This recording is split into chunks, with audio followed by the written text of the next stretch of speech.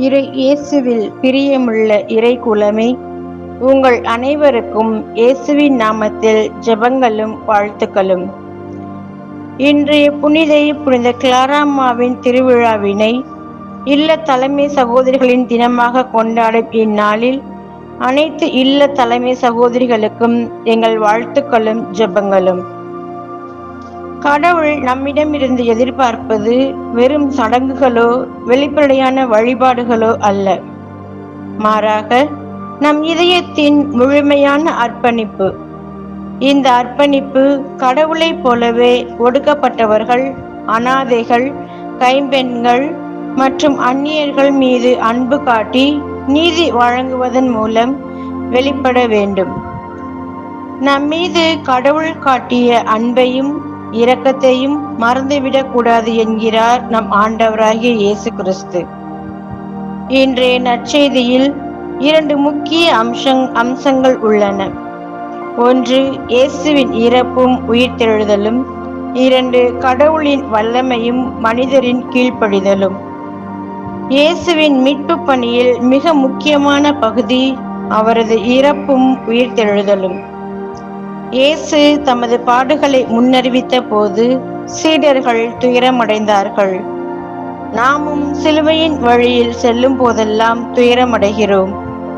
ஆனால் இறுதியில் உயிர்த்தெழுதலில் மகிமை இருக்கின்றது.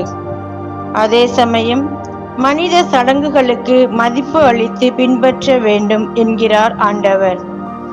இன்றைய வாசகங்கள் நம் விசுவாச வாழ்விற்கு 3 முக்கிய பாடங்களை கற்றுக் கொடுக்கின்றன.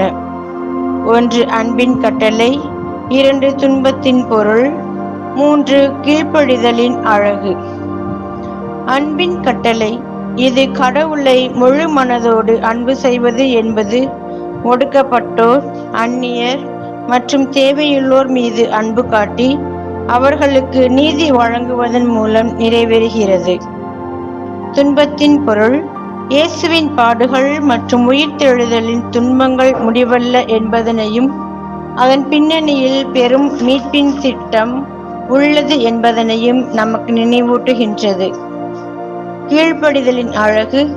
இயேசு செய்தது போல நாம் கடவுளின் சட்டங்களுக்கும் உரிய மரியாதை கொடுத்து மற்றவர்களுக்கு தடையாய் இருக்காமல் வாழ வேண்டும்.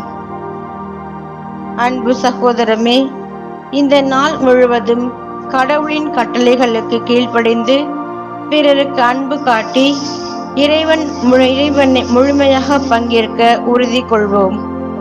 அவ்வாறு இந்த 3 கட்டளைகளை கடைபிடிக்க இறையருள் வேண்டி இந்த நாளை இறை ஆசிரோடு தொடங்கி இறைப்பணியில் அன்பில் வாழ வரம் வேண்டி ஒருவருக்காய் ஜெபிப்போம்.